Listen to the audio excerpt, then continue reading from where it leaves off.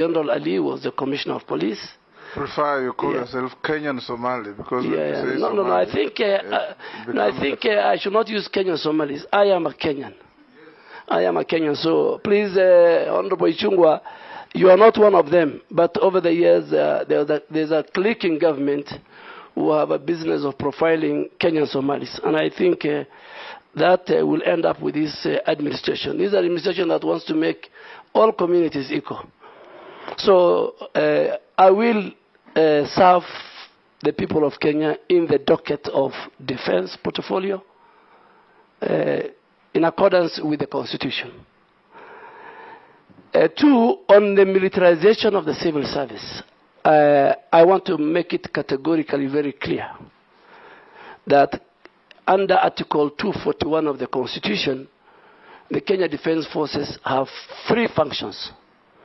One function is the one that I stated earlier: protect the sovereignty and the integrity of the Republic of Kenya, and two, to assist civilian and other government agencies when called upon on a matter of emergency and disaster, with, again, the approval of the National Assembly, that they go and assist.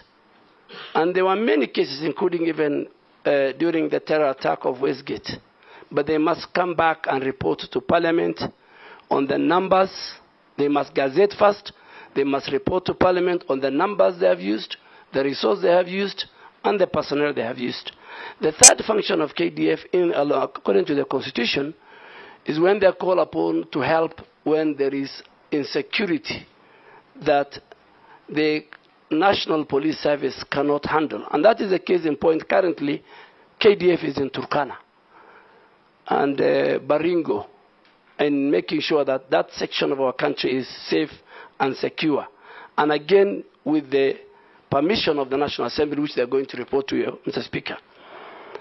Honorable Wandai talked about KDF is professional on policy matters. Yes, I served with you. But one of the functions of the CS Defense, apart from guiding the policy of the Defense Ministry, is to monitor and evaluate all projects, whether it is infrastructure and everything within KDF. So I will have an oversight over what is going on in that. But let me come to this story which has been haunting me since 2015. You know? And I've answered it, I think, over 1,000 times, Mr. Speaker. And that was after Garissa University, unfortunately, one of the most lowest moments in my life as a member of parliament, where 143 innocent, promising young Kenyans lost their life. And I was with the whole leadership of Northern Kenya, whether they are governors, senators, members of the cabinet, and I was reading a statement on their behalf. And what we said was, and I still will say today, is that we urged our communities, because the communities' roles are very important in the war against terror, that the communities must come out and must help government and must help the security agencies in identifying among the communities or among their neighborhood or when they come across the border, or who are the financial. So we're urging the communities to play their role. But of all the media houses, KTN decided to twist that and said Honorable Duale is going to name the financials within 30 days. I have no capacity. And I don't have the constitutional mandate to investigate who are financials. That is, I think, the job of the Director General of National Intelligence, General Kamweru. So I think going forward, that question can be answered. I mean, I don't have the capacity. Then there's a question of Honorable Wandai on what the general in Uganda have said. I want to make it clear that KDF shows posture. KDF believes in diplomacy, and our country believes in diplomacy. And our country does not react to tweets. We react to official government position. And I'm sure the same general has other tweets later. So I think KDF had no role to respond to that. Those who want to know the capability and the posture of Kenyan Defense Forces, they showed it in KDF Day last week. They will show it during Mashujaa Day the way they do in other days. So I think let's treat the tweets of the general with the contempt it deserves. We should not bother. And I think the Kenyan people on Twitter dealt with the general before even Foreign Affairs and KDF were to come in. Honorable Mbui, I think you need to, because you have a background of a general. Your grandfather was a general, just like the way my father-in-law was a general, and we went to the same school. But you have limitation in the Somali language, Honorable Mbui. I think you need to go and view and get a good translator. The same statement I made in Somali, in Isli, Mr. Speaker and Chair, was again misrepresented by one of the media houses I don't want to mention. But I don't think I am that reckless. I have served the people of Kenya in various capacity. And I don't think I will, and I have not discriminated. I am ready to work and protect the people of Kenya, defend them as per the Constitution. But, Mr. Speaker, if I just go back to the issue of, which I didn't answer well, on the militarization of civil service. If you look at Article 4 of the Constitution, it says Kenya is a multi-party democracy. So the military and the defense have their place in the Constitution. And that is why, again, Mr. Speaker, it says KDF must work within the national values in Article 10, Sub-Article 2, in Article 232, Sub-Article 2, on public service values, and in Article 238, Sub-Article 1 of the Constitution.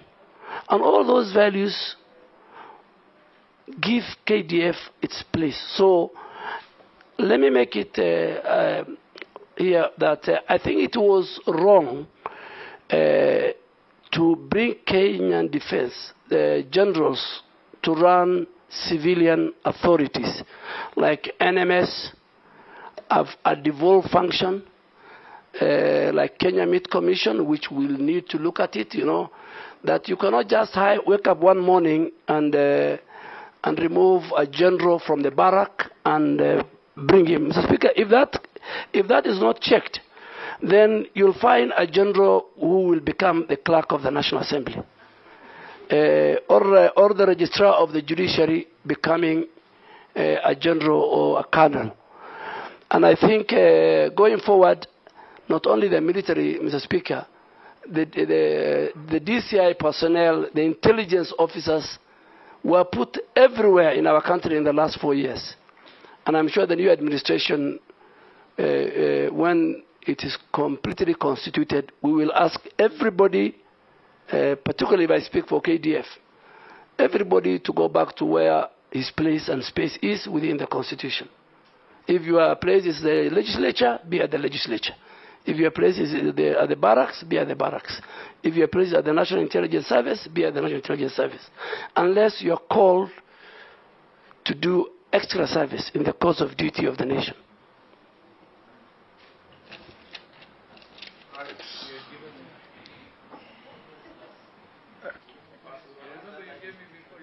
Amisi, number 1, Daoud, Mishi, and Osing. You are a regular host of the military.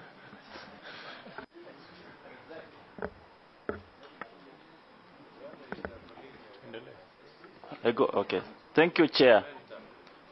I thank you, Chair, for giving me the first opportunity, at least. To the nominee, you have a background of politics. Maybe you got a good part of your life, you've been in politics.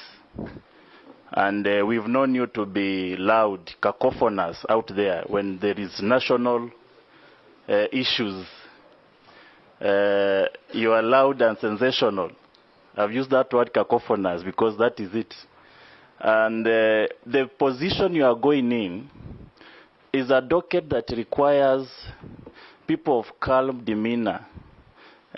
People, is a docket that is shrouded in secrecy for the good of the nation. But here you are an individual who always wants to talk about something of national issues. Are we going to see a more calm Duale for the good and the security of our nation? Or you'll still talk out there?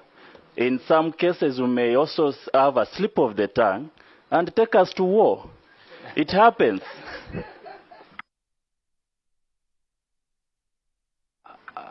Thank you, Chair and Speaker. First of all, congratulations to the nominee for defense, Honorable Duale. And I want to agree with you. You are first a Kenyan and later a Somali, because I'm first a Kenyan, then a Mumeru, then I'm a nation. I want to ask you, Honorable Duale, because if you are approved as the Minister or CS for Defense, KDF always does recruitment every other year, but to get into KDF, you have to part with a lot of money. There is corruption, there is bias, there is discrimination. How will you ensure that that is stopped and meritocracy is there? The second thing is about buying or military hardware. We have not been to war for ages, I know. We're just giving peacekeepers. But our budget for military equipment is always there in the budget. So are you, when you come in, will there be some rationalization or reduction in buying military hardware so that we can reduce that budget to go to the hustlers, as you always say? Thank you. Thank you, Honorable Chair, and for giving me this opportunity. And as you said rightly, I'm a host of KDF. Allow me to ask the nominee, Honorable Chair. Honorable Duale, of course, we have been with you in Parliament and as our leader of majority. But what do you think the President saw in you to nominate you to defense? Not any other thing. Not finance. No. What is it that he saw? Isn't that an unfair question? That question should be asked. No, not really. No, it's not unfair. He's capable, Honorable Chair, to handle that. He's capable. Not really. He's capable. Number two, Honorable Speaker, Honorable nominee and Honorable Duale. There's this notion in our security that you only quell insecurity or cat rustling using military operation. And there's something you have been talking, Honorable Duale, very passionately on extrajudicial killing. Very passionately for the years I know you in Parliament. In my view, Honorable Duale, military operation, which of course now, as you know, it's in Tiati and other places, is also extrajudicial killing. And it has never brought peace. This is the fifth government. We have had operation in that area for all the 5 governments. With you coming, Honorable Duale, and you know extrajudicial killing, which this military operation is doing to innocent Kenyans, what will you propose, Honorable Duale, that is different, that will bring peace, harmony in the entire region, and not to militarize people, and not to bring extrajudicial killing in the name of operations? Thank you, Speaker. Yes, Honorable Duale. Chair, one left. Oh, yes, there is. Sorry. Yeah, thank you, Chair. My question is on counter-terrorism and security. This is about the dilemma of our troops in Somalia as Kenya continues to be hit by the Al-Shabaab. And the reason sometimes people say it's because our troops are in Somalia. So my question is, how do you intend to balance between our national security and human rights issues, in terms whereby we keep on losing our soldiers. Again, we keep on losing Kenyans through so many attacks by Al-Shabaab, the Westgate, Dusit Hotel, Kikambala, U.S. Embassy, and so many others. That is my question 1. My second question, I want to put a reference from a reading from Major Retired Lucy Wairimo, who is a celebrated